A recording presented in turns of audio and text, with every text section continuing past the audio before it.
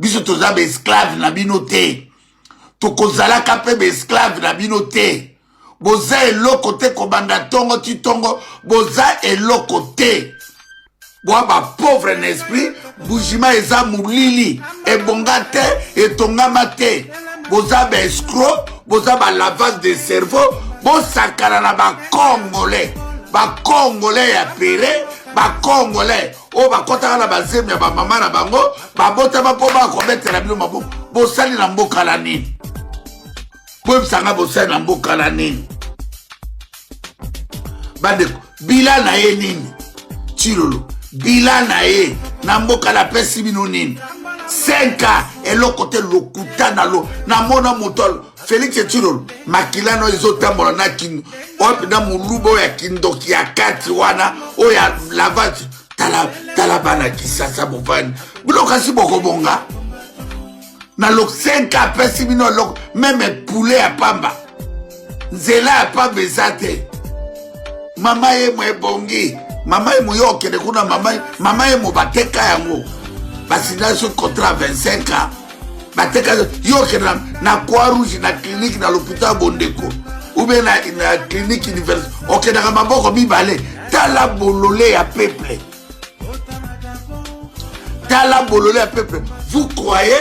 vous croyez que soki babongisi bâtiment mama ye mo babongisi batie couleur asika bachanger balumière kadire bolelaka jeu de lumière bino tu bokenda mama ye mo gratuit boyaki l'hôpital à 51 nana kendaka kuna gratuit nani peuple nini bolole boye peuple nini azozwa mayele te peuple nini atikali kala masanga peuple nini atikali kala na loyenge 63 ans après l'indépendance jeunesse eza ya kokufa batangi baklasse te bakuluna bamwanaka baoccupant na bacomparateur basimbiseli bajeune bambeli boyebisanga mboka nini na république nini bajeune tu basimba bambeli boyebisanga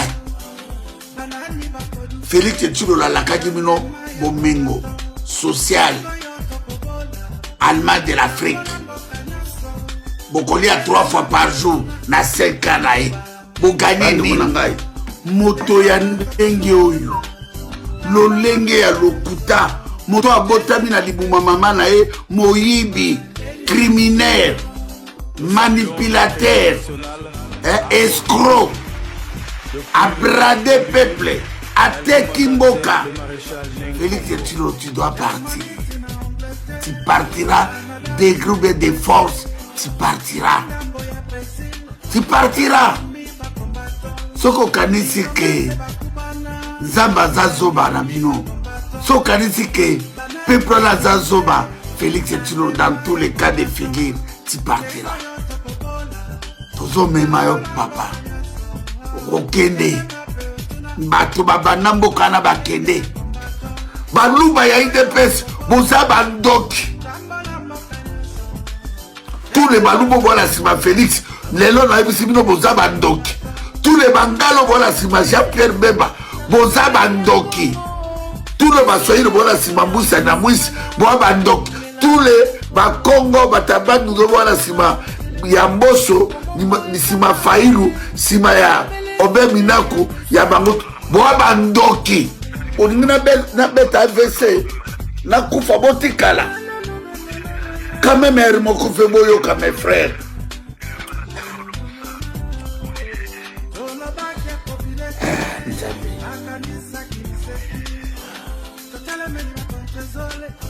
omoninga na kosambusa Félix Tshilolo ti azokima boye ateki Kinshasa wana bokomona bino baluba IDPS ngai na bino opesi mbwambwa boiti ngai na bino na eni na mbokana ngai pe eni na bino tokomona bandeko tu na WhatsApp na ba TikTok na ba page ya ba Facebook nasalaki mosala ya munene do nasali par na ngai ya makambo nyonso eza na kati ya mitema na biso natia yango na banzembo bolangaki ya katanga na shaba bolongola kubanga c'est le moment affrontement bolanda wana te atindi de bataille nous on s'en fout Félix Tshilolo akomona révolution partout Félix Tshilolo il doit partir Nambemba, il doit partir.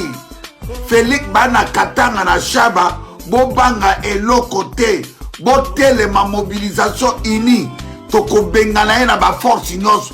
Ce qui na Katanga le robo bimi 1 million, 2 millions, basoda na ba remona na terre. Ce qui ba meki toko kanga bango lokolo bambinjo, toko tumba bango na ville Lumbashi wana. Bande konanga bozana bazai, komba na Kimpex, tina mwanda matadi boma. Bobanga et l'autre côté Félix Tshilolo, il doit dégager. Bande konanga na bazai, Félix Tshilolo, dégroupé de force. Félix Tshilolo to émission okende. Bande konanga ya bandundu, kobanda mbakana, bandundu ville, Idiofa, Kikwiti, bamboka tout ya bandundu. Bobanga et l'autre côté.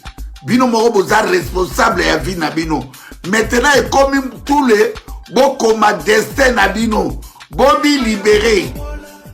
Félix Tshilolo c'est tribalisme. Félix Tshilolo la sali sécession. Moyibi monoko makasi. Il fait tomber na béton libawana. Mabele wana eza baluba te. Mabele wana eza baluba te. Oba kwa kubangisa batu. Mabele zaya biso bazairwa, c'est le moment ya kokoma histoire, c'est le moment ya kokoma destin na biso. Bande konanga ya Sud Kivu, Nord Kivu, c'est la même chose.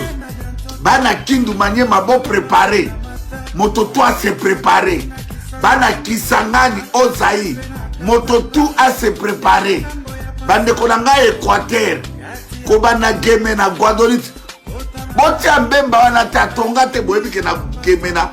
À part papa Jano Motatonga qui moi bilangane moi place à kolala mbemba ana sala elo côté depuis azalaka nzoto mike ti akomi muneno ka hipopotamo ka nzoko atikala ko sala elo côté en Équateur na bumbana basankusu na bomongo baringa befori ingende merci beaucoup bana ingende na ville mbandaka ba jeune botelema Félix Tshilolo il doit partir. Bande konangai yakananga na bujimai. O ba kotika na tribalisme, botika na tribalisme. On est allé biso le soute. Biso toza ko défendre mabele na biso. Toi on a besoin de changement. Peuple a souffert pendant 30 ans. Il y a occupation oyo, plus de 16 millions de morts. Toza na 7 millions de Zaïrois balala galibana na S. Mindu kezo na otu pe na otela bino vidéo moko ba soda la bino FARDC ba kimi ba soda la bino FARDC ba kimi batiki axe batiki li ba 23 axe po ba kota na Goma bande ko na ngai makambo to ebisa bino Félix Tshilolo la utai kolobanini Félix Tshilolo la utai kolobanini et pas ya Christian Lusakeno na Top Congo. Ce qui n'ont pas bêta licenciement. Moto tout moun est fou. Maladie mentale. Félix Tshilolo la moto maladie mentale. Alors ben na binoni. Ce n'ont pas bêta licenciement ko ba komo na bitumbati na Rwanda. Oso buni na Rwanda. Obuni na Rwanda. 1-23 ba ngona ba botoli sur 3-4 localités. Toki bino ta place obeti licencié. Ba sodo tide kuna ba boy ko bunda. Ba soda na ba boy ko bunda. Tokotia yango to laksa peuple diaspora. Bande konanga diaspora, c'est le moment ya tokoma histoire bande konanga.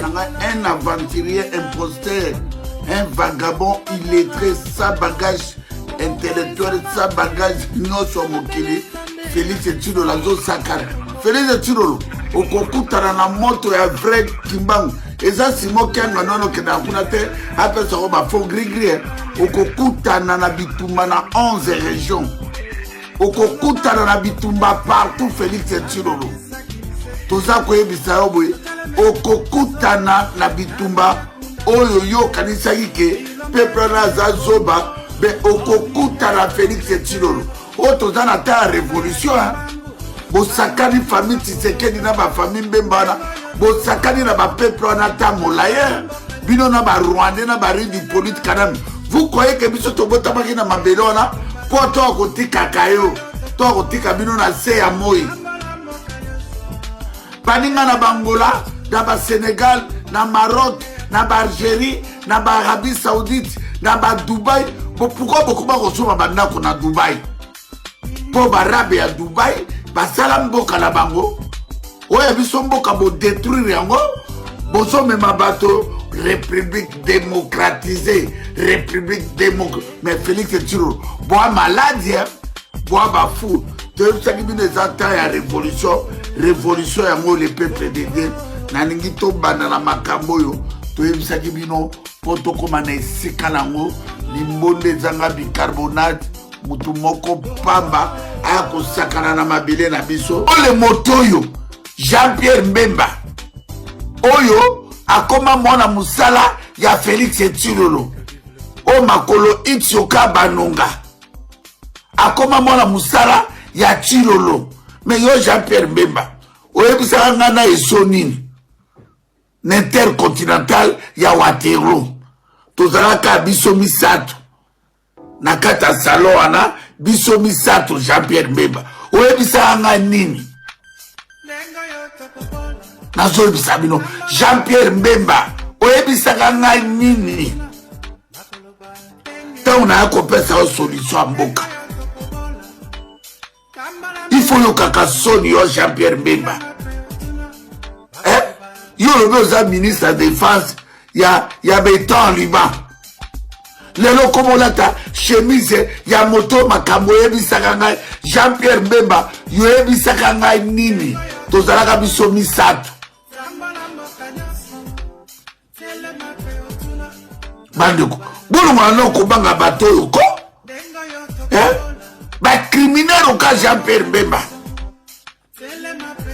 criminel on lokola Jean-Pierre Mbemba moto alula gloire moto alula bomengo moto alokuta ezala na lisala tokolakisa même aéroport à lisala Jean-Pierre Mbemba botongani ni kuna na lisala Jean-Pierre Mbemba naza kotuna yo makambo yo ebisaka ngai mpona il est trop ya Félix Tshilolo yo lobaka na ngani Jean-Pierre Mbemba olobi Félix Tshilolo aza illettré atopesi ebiki ayebi okoma kombo na ye te nakonoboma ye alanda tata na ye na mama na ye nalelo nazodenonse lokwa bolingi nko lokwa bozokende bomema bato na nko biso tokomema bino na nko wana bwa banzambe bato te Mbemba oza eloko te yo osala nini na Kongo wana Mbemba lakisanga eloko yo tonga na Kongo wana ondera papa na yo po bino bana ya boliaka bodondwaka basusu na mboka nini etambola ndenge wana Jean-Pierre Mbemba oyebisanga Félix aza illettré moko grave oyebisanga ngai ke okoboma ye alanda papa na ye oyebi makambo tosololaka yango nazoyebisa yo bato na Équateur bayebi komba Félix Tshilolo te baobenga ye Jean Robert mokonzi ya mboko nani Jean Robert mokonzi ya mboko nani Jean Robert bayebi kombo na ye te po moto alokuta jeunesse avenir alobi bayebi kombo na ye te bolanda bino moko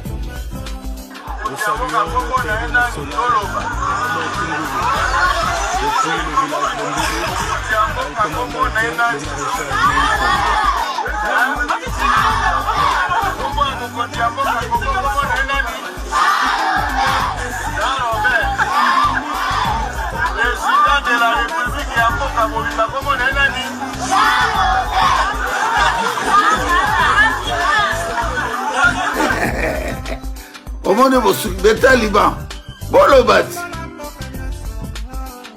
idepesi viva la musique boloba